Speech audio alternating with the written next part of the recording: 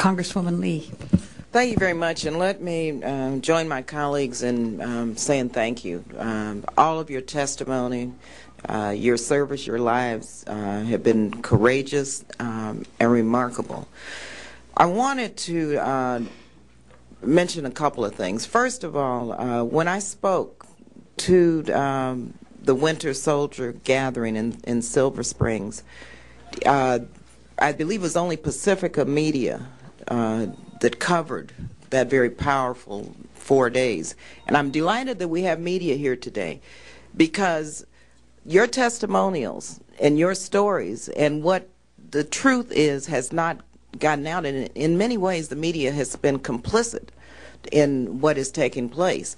And so I want to ask you to continue to get these stories out, to continue to talk to the press and your members of Congress, so that the American people, and Mr. Goldsmith, you talked about the apathy.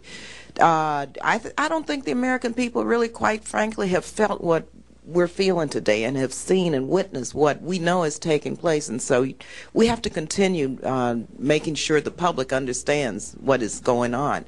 I'd like to ask you this. Now, I know part of the psychology of war is to dehumanize people, so that the atrocities that are required, the atrocities that are committed, that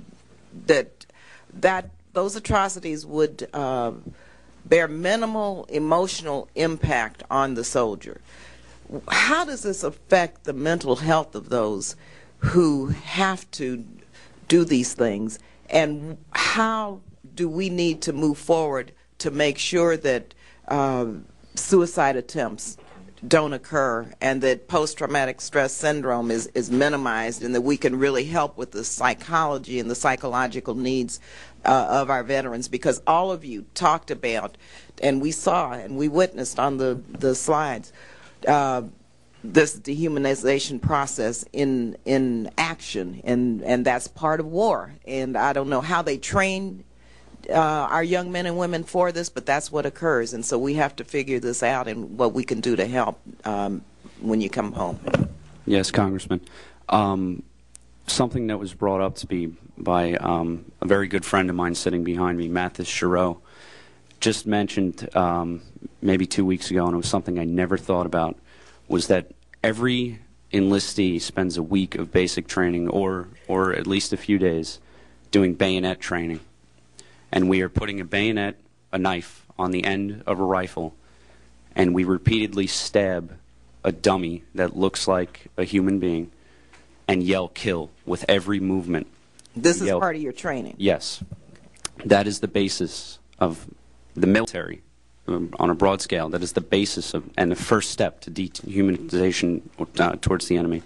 And the acceptance to kill there's a very popular thing that the drill sergeants require us to say. And I remember the first time I heard it, I refused to say it. And it wasn't because I didn't want to be a soldier. It was because I thought it was weird. And the response to the question, soldiers, what makes the green grass grow? And the response is blood, blood, blood, drill sergeant. So I would like to allow Jeffrey to go on how we can move past that. You asked in your question, Congresswoman, what can you do to move forward with veterans coming home with scars that can't be seen by the eye, ones of mental wounds? Well, in Iraq Veterans Against the War, we didn't wait for the VA. We started a counseling group called Homefront Battle Buddies. In the Washington, D.C. chapter, which I'm the president of, we meet every Sunday at the Washington, D.C. office, our home, to meet for our Homefront Battle Buddies. That program is expanding nationally. We in Iraq Veterans Against the War have a saying that we're not going to wait for politicians to end a war. We end the war every day in what we do. We also do the same when it comes to our other goals, including taking care of veterans. We've started counseling groups. But what you can do starts simply with getting more Iraq veterans into college with the GI Bill. Even myself, with an honorable discharge and 9 years of service, am not eligible under the current GI Bill for any benefits. The GI Bill is the start, but also making sure that the Veterans Administration is fully funded, making sure that there is no waiting list for PTSD care. We have seen multiple suicides this year alone on veterans who have been waiting on a waiting list to get mental health care at a VA. This is inexcusable. There should never be a waiting list for any veteran, especially not one so young coming home from Iraq, when they ask for mental health care. These are the types of things that while we move forward in Iraq Veterans Against the War, the Congress can certainly move more funding into the VA, more funding into our veterans as they come home and out of the occupation. Thank you.